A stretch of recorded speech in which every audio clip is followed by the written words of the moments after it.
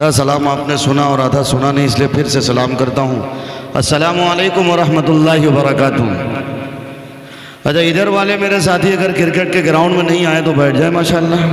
سب دیکھو کتنے اچھے خوبصورت نوجوان لگ رہے ہیں، ماننے کی صلاحیت ہے اللہ۔ بہت اچھے لوگ ہیں ماشاءاللہ۔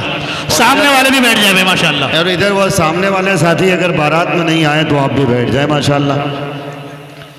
الحمدللہ رب العالمین والصلاة والسلام علی سید المرسلین وعلی آلہ واصحابہ الطاہرین، اما بعد۔ قال اللہ تبارک و تعالی فی القرآن المجید والفرقان الحمید، اعوذ باللہ من الشیطان الرجیم، بسم اللہ الرحمن الرحیم۔ ان اللہ لا یغیر ما بقوم حتی یغیروا ما بانفسہم، صدق اللہ العظیم۔ بزرگوں، کلمہ شریک بھائیوں، عزت دار ماؤں بہنوں، پردے میں تشریف فرما اور میڈیا کئی سارے چینلز کے ساتھی ہیں، ان میں سے ایک نام ایم ڈی سہراب صاحب کا، جو لائیو بھی ویڈیو دکھاتے ہیں، جن کے سبسکرائبر بہت زیادہ ہیں۔ یہ سوشل میڈیا کا دور ہے، ہر کوئی تک بات بہت آسانی کے ساتھ پہنچ جاتی ہے۔ میں آپ کے بیچ کباب میں ہڈی کے مانند کھڑا ہوا بیٹھا ہوا ہوں، بس تھوڑی دیر کے لیے انشاءاللہ میں حضرت مولانا دامت برکاتہم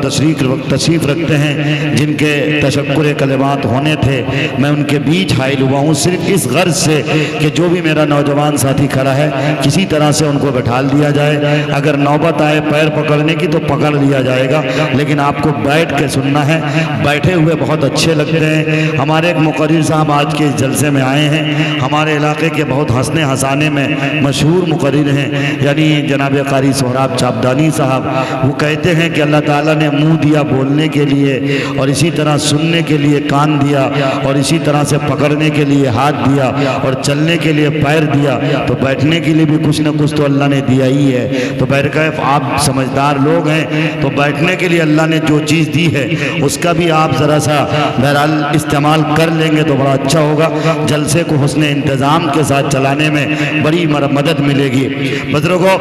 میں نے آپ کے سامنے قرآن کریم کی ایک آیت پڑھی ہے۔ اللہ تبارک و تعالی ہم سے یہی کہتا کہ جب تک آپ اپنے آپ کو بدلنے کا عہد نہیں کر لیتے، جب تک آپ اپنے آپ کو بدلنے کا عزم نہیں کر لیتے، اس وقت تک آپ کے حالات سازگار نہیں ہو سکتے ہیں۔ اس لیے آج عالمی سطح پہ اگر ہم اور آپ طائرانہ نظر ڈالیں گے، عالمی حالات جس طرح سے ہمارے ہیں، خصوصاً مسلمانوں میں جو بے چینی ہے، مسلمانوں کے احوال اور مسلمانوں کے قوائف، مسلمانوں کے اوپر ظلم و ستم کا جو پہاڑ ٹوٹا ہوا ظلم و ستم کی داستان جو آپ پڑھ رہے ہیں، نظروں سے دیکھ رہے ہیں، میں سمجھتا ہوں اور میں کیا، اللہ تعالیٰ نے خود جب قرآن میں کہہ دیا، اور کسی شاعر نے کیا ہی خوب ترجمہ بھی کر دیا کہ خدا نے آج تک اس قوم کی حالت نہیں بدلی، نہ ہو جس کو خیال خود اپنی حالت کے بدلنے کا۔ آپ کو جان کر حیرانی ہوگی، آج میں اپنا مادر علمی بہار کا سپوت، عظیم ادارہ اور عظیم ادارہ کے عظیم بانی و مبانی،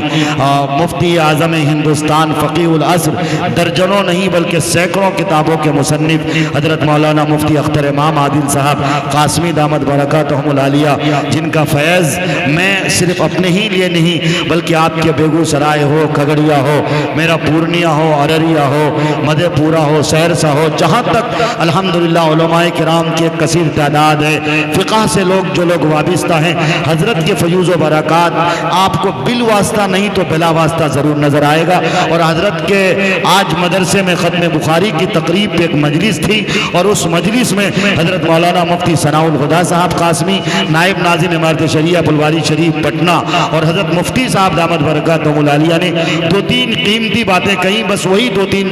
باتیں میں نے سبق کے طور پہ سنی تھی، اور میں اپنے سبق کو یاد کیا ہوں، بس اسی سبق کو دہرا کر انشاءاللہ میں اپنی جگہ لے لوں گا۔ اور آپ نے جو ذمہ داری میرے سر پہ دی ہے، میں اپنی ذمہ داری کو قسطوں میں ادا کرتے ہوئے انشاءاللہ آپ کے جلسے کو بھرپور کوشش کروں گا کہ اس نے انتظام کے ساتھ کامیابی کی منزلت کو طے کر لے انشاءاللہ۔ اگر آپ کا ساتھ رہا اور اللہ کی مدد شامل حال رہی، آپ سب سے پہلے مجھے وعدہ یہ لینا ہے کہ ابھی سے لے کر جب تک یہ پروگرام چلے گا، آپ سب انشاءاللہ اطمینان کے ساتھ جلسے کو سنیں گے انشاءاللہ۔ اس کان سے سن کر اس کان سے نکال دیں گے انشاءاللہ۔ کچھ لوگ ہاتھ اٹھا رہے ہیں لیکن ڈس بریک لے رہے ہیں، اس سے اندازہ ہے کہ آپ حاضر دماغ ہیں۔ اللہ تعالیٰ آپ کی حاضری کو قبول کرے اور حاضر دماغ ہو کر آپ کو سننے کی توفیق عطا کرے۔ بزرگوں، آپ سب جانتے ہیں، میں بھی جانتا ہوں، آپ بھی جانتے ہیں، مسلمانوں کے حالات صرف ہندوستان میں نہیں بلکہ پوری دنیا میں اگر دیکھیں آپ تو مسلمان درد و کرب میں گھرا ہوا ہے۔ مسلمانوں میں ایک طرح کی بے چینی کی لہر دوڑی ہوئی ہے اور مسلمان اس کا حل نہیں تلاش کر رہا۔ بیماری اگر کسی کو ہوتی ہے تو بیماری کے لیے فکر ہوتی ہے کہ اس بیماری کا صحیح علاج کیا ہے، اس کا صحیح ڈاکٹر مجھے کہاں ملے گا۔ بیگوسرائے میں نہ ملے تو کھگڑیا جاتے ہیں، وہاں اگر دستیاب نہ ہو تو آپ پٹنہ چلے جاتے ہیں۔ اسی طرح سے آپ کو اور ہم سب کو اس بات کی بھی بے چینی ہونی چاہیے کہ اگر ہمارے حالات نہیں سنبھل رہے ہیں، ہمارے حالات اگر نہیں سدھر رہے ہیں تو ہمیں کرنا کیا چاہیے، لائے عمل کیا اختیار کرنے چاہیے۔ ہمارے اسلاف جب اس طرح کے حالات میں گھرے ہوئے ہوتے تھے، حالات سازگار نہیں ہوتے تھے، مسلمانوں پر ظلم و ستم کا اگر پہاڑ ٹوٹتا تھا اور اس سے قریب ماضی قریب میں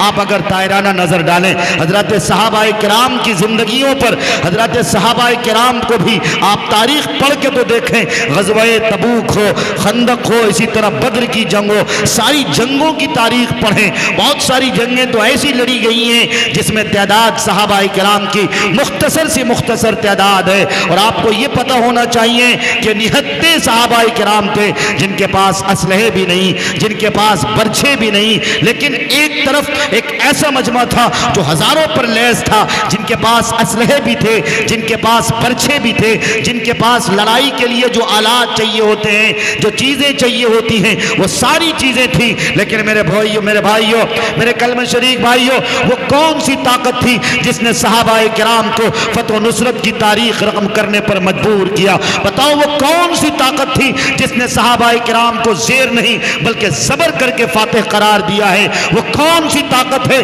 جس طاقت کی وجہ سے اللہ تبارک و تعالیٰ نے صحابہ کرام کی قرآن کریم میں جگہ جگہ اور مختلف الفاظ سے تعریف فرمائی ہے؟ وہ طاقت ایمان کی طاقت تھی، وہ حلاوت ایمان کی حلاوت تھی، وہ کرنٹ ایمان کا کرنٹ تھا۔ آج ہمارے یہاں جلسے تو بہت ہوتے ہیں اور جلسوں میں بہت شوق کے ساتھ آپ خرچہ بھی کرتے ہیں، لیکن مجھے دل سے بتاؤ اور انصاف کے ساتھ بتاؤ، یہ جلسہ جب ہو جاتا اور اس جلسے کے بعد جب کل صبح ہوتی ہے، کیا اس جلسے کا کوئی رزلٹ نکلتا ہے؟ کہ ہم اور آپ اپنی زندگیوں میں تبدیلی لانے کی کوئی تبدیلی لانے کا عزم کرتے ہیں؟ کہ ہماری زندگیاں بدلتی ہیں، ہماری زندگیوں میں انقلاب آتے ہیں؟ نہیں آتے ہیں۔ کل تک وہی بےہودگی کی زندگی تھی، کل تک ہماری نوجوان نسلوں کی جو آوارگی کی زندگی تھی، آج بھی وہی آوارگی کی زندگی ہے اور آنے والا کل بھی ویسے ہونے والا ہے۔ میں آپ سے ہاتھ جوڑ کے کہتا ہوں،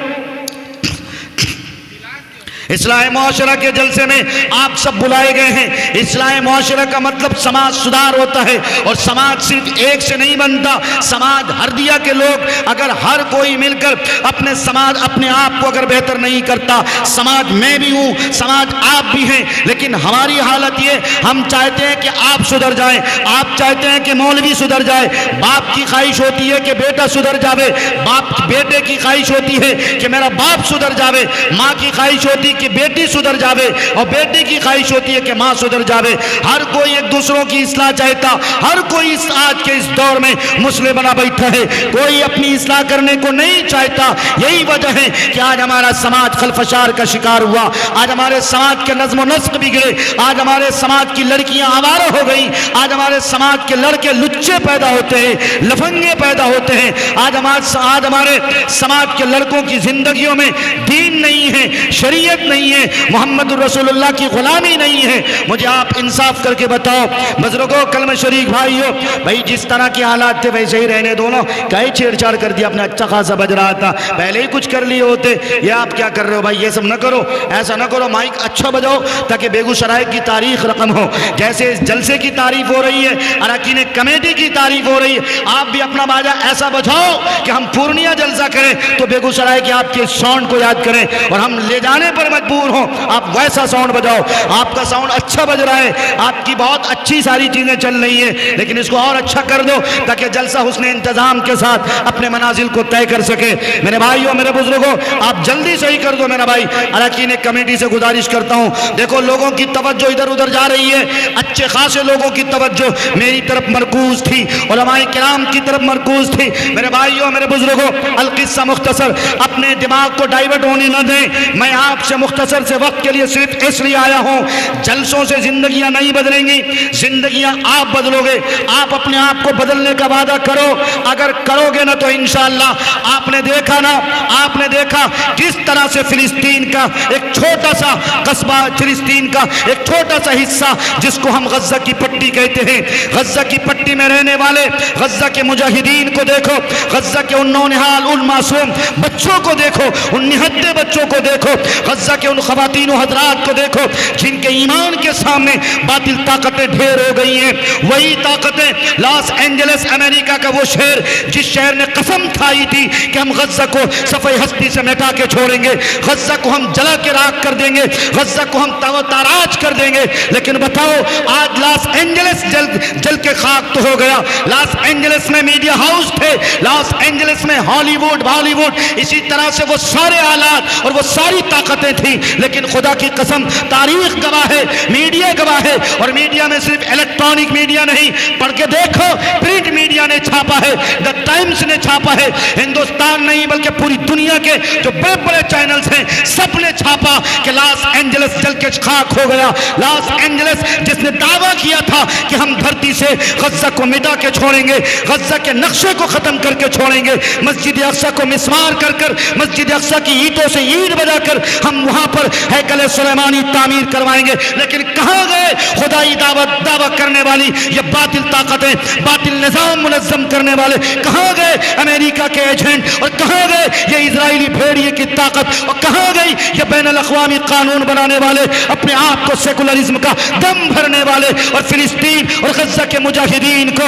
آتنکواد کہنے والے. ارے آتنکواد نہیں ہوتا, آتنکواد وہ نہیں ہوتا ہے جو اپنے دفاع کے لیے, جو اپنے بچاؤ کے لیے پتھر کا استعمال کرے, بلکہ آتنکواد وہ ہوتا ہے جو ہاسپٹلوں پر حملہ کرتا, آتنکواد وہ ہوتا ہے جو بچوں پر حملہ کرتا, آتنکواد وہ ہے جو کسی مسجد پر ہو, کسی مندر پر ہو, کسی گرجا گھر پر ہو, اس پر اگر حملہ کرے, آتنکواد وہ ہے. لیکن اے ہردیہ کے مسلمانوں, اے بیگو سرائے کے مسلمانوں, آپ بھولو مت ابھی انقریب کی تاریخ ہے. اس کے باوجود اگر آپ نہیں جگو گے, اس کے باوجود اگر آپ رسمی جلسے سے اٹھ کر اپنی زندگیوں کی تبدیلی نہیں لاؤ گے, اپنی زندگیوں میں انقلاب نہیں لاؤ گے, تو میں کہتا ہوں ہمارے بہار میں ایک نہیں دو نہیں 100 جلسے ہو جائیں, اور جلسے کو تمسخرے کے طور پر اگر تم سن لو گے چترویدی صاحب کی تقریر کو اور اسی طرح شعراء اسلام کے کلام کو سن کر آپ کی زندگیاں نہیں بدلی, ہم نے اگر عہد نہیں کیا, زندگی بدلنے کی قسم نہیں کھائی, تو یاد رکھو اللہ تبارک و تعالیٰ نے جس طرح سے اندلس میں, جس طرح سے اسپین میں 850 سال تک جہاں ہماری حکومت رہی ہو, وہاں تم دیکھو تاریخ پڑھ کر, طارق بن زیاد رحمت اللہ علیہ تک آپ کو نہیں پتا لاکھوں جانے گئی ہیں, لاکھوں لوگوں کو کس طرح سے موت کے گھاٹ اتار دیے گئے. ایسا قریب ایسا لگتا ہے کہ اگر ہندوستانی مسلمانوں نے آنکھیں نہیں کھولی, اگر ہندوستانی مسلمانوں نے غفلت کی چادر نہیں اتاری, تو خدا کی قسم کھا کے کہتا ہوں جس طرح اتراکھنڈ میں UCC لاگو کر دیا گیا, ان قریب ہے کہ بہار ودھان سبھا چناؤ کے بعد مینوفیسٹو میں یہ چیز درج کی گئی. علماء بتاتے ہیں کہ مینوفیسٹو میں سب سے پہلی چیز یہی درج کی گئی کہ اگر بہار ودھان سبھا میں بھاجپا کی حکومت بہومت کے ساتھ بنتی ہے تو سب سے پہلے UCC بہار میں بھی لاگو کر دیا جائے گا. اور آپ جانتے ہو یہ UCC کون سا پڑیا ہے, یہ UCC کون سا پڑیا ہے, یہ اکثر سول کوڈ ہے. مطلب یہی ہے کہ اگر تم اپنی بچی کو, اگر تمہاری بچی کی شادی ہو گئی اور اس کی عمر اگر 18 سال نہیں ہوئی, مولوی صاحب نے نکاح پڑھا دیا, ہمارے قائد حضرت مولانا مفتی صابر نظامی صاحب سے اگر تم نے نکاح پڑھوا بھی لیا, اس کے بعد مسئلے کا حل نہیں بلکہ تمہیں جانا پڑے گا لوور کورٹ, اور وہاں جا کر کورٹ میرج کرانا پڑے گا۔ اب بتاؤ جب بات کورٹ میرج کی آئے گی، ہمارے یہاں عمر کی کوئی قید نہیں ہوتی ہے، ہم 17 سال میں بھی اپنی بچیوں کی شادیاں کراتے ہیں، 18 سال میں بھی کراتے ہیں، لیکن لا یہ کہتا، قانون یہ کہتا، یکساں سول کوڈ یہ کہتا اگر تیری بچی اور میری بچی کی عمر 18 سال سے 1 مہینہ بھی کم ہے تو تم اپنی بچی کی شادی نہیں کرا سکتے۔ اسی طرح سے ہمارے یہاں طلاق کی نوبت آتی ہے، خلا کی نوبت آتی ہے، لڑکا لڑکے میں اگر میل ملاپ نہ ہو، دونوں کا دماغ آسمان زمین کا اگر فرق ہو تو ہم لوگ دارالقضا جاتے ہیں، خلا کروا لیتے ہیں، زندگیاں الگ ہو جاتی ہیں، وہ الگ جگہ شادی کر لیتا، یہ الگ اپنی زندگی بسر کر لیتا۔ لیکن اگر یکساں سول کوڈ کا نفاذ عمل میں آ گیا، یکساں سول کوڈ کو اگر لاگو کر دیا گیا تو تم ایسا نہیں کر سکتے۔ اسی طرح سے اگر ہمارے ہاں اگر لڑکیوں، عورتوں کی، لڑکیوں کی، بیٹیوں کی شادی ہو جاتی ہے، اگر خدا نخواستہ ان کے شوہر کو موت آ جائے، ان کے شوہر کا اس دنیا سے اگر رخصت ہو جائے، وہ اس دنیا کو اگر الوداع کہہ جائے، ہم دوسری شادی اس کی کراتے ہیں۔ لیکن نہیں، اگر یکساں سول کوڈ لاگو کر دیا گیا تو تم اس کی دوسری شادی نہیں کرا سکتے۔ اور بھی اس کے بے شمار خطرات ہیں، بہرکیف حضرات علماء کرام یہ کے بعد دیگر تشریف لائیں گے، لیکن میرے بھائیوں، میرے بزرگوں، مفتی ثناء الہدیٰ صاحب قاسمی دامت برکاتہم العالیہ نے آج جامعہ ربانی منورہ شریف کے پرانگن میں یہی باتیں کہی کہ مسلمانوں، تم کیوں سوئے پڑے ہو؟ تم کیا سمجھتے ہو کہ تمہارے لیے من و سلوہ کا نزول ہوگا؟ تم جاگو تو صحیح، تم بیدار ہو کے دکھاؤ تو صحیح۔ ارے تم ہی تو ہو جس کی طاقت کی وجہ سے، جس کے ایمانی حرارت کے آگے تو باطل طاقتیں اور باطل نظام منظم کرنے والے وہ گھٹنے ٹیکنے پر مجبور ہو جاتے ہیں۔ نہیں دیکھا آپ نے چھوٹا سا غزہ کی چھوٹی سی پٹی، بتاؤ آج اسرائیلی بھیڑیے اس کے سامنے سرنڈر نہیں کیا؟ بتاؤ سیز فائر کی ڈیلنگ ہوئی کہ نہیں ہوئی؟ کس کی وجہ سے ہوئی؟ یہ ایمان کی طاقت کی وجہ سے ہوئی۔ لیکن اگر بیگوسرائے کے مسلمان، اگر متھلانچل کے مسلمان، اگر سیمانچل کے مسلمان، بہار کے مسلمان، ہندوستان کے مسلمان اپنے سمویدھان پر یقین رکھتے ہوئے اللہ کے نظام کو منظم کرنے کے لیے، اعلاء کلمت اللہ کے لیے اور نبی علیہ الصلوۃ والسلام کے ارشادات و فرمودات کو آگے بڑھانے کے لیے اگر میدان عمل میں آئیں گے تو میں دعوے کے ساتھ کہہ سکتا ہوں کوئی مائی کا لال میں وہ دم نہیں کہ مسلمانوں کا پال باقا بھی کر سکے۔ دل بدل سکتے ہیں، جذبات بدل سکتے ہیں، ملک کے فکر و خیالات بدل سکتے ہیں، دور موجود کے دن رات بدل سکتے ہیں۔ یارو ہم تم بدل جاؤ تو حالات بدل سکتے ہیں۔ تو بدلنے کا ارادہ کرتے ہیں نا انشاءاللہ۔ کیسے بدلیں گے؟ سٹہ بازی کا بازار گرم کر کے، نوجوان لڑکے نشیڑی اور گجڑی بن کر کے ہیں، شراب کی بوتلیں تمہارے ہاتھوں میں، گنچھا دھاری نیتاؤں، سنو تم نیتا گیری چھوڑو، RSS اور بجرنگل کی برائی چھوڑو، مت کرو۔ تمہیں کسی کی برائی کرنے سے کچھ نہیں ملنے والا۔ اپنے دامن میں جھانک کر دیکھو، اپنی زندگیوں کو بدلو، آؤ اللہ کی رسی کو مضبوطی سے تھامو، ایک ہو جاؤ، نیک ہو جاؤ، شیشہ پلائی ہوئی دیوار بن جاؤ، چٹان کی طرح کھڑے ہو جاؤ۔ بس یہی کامیابی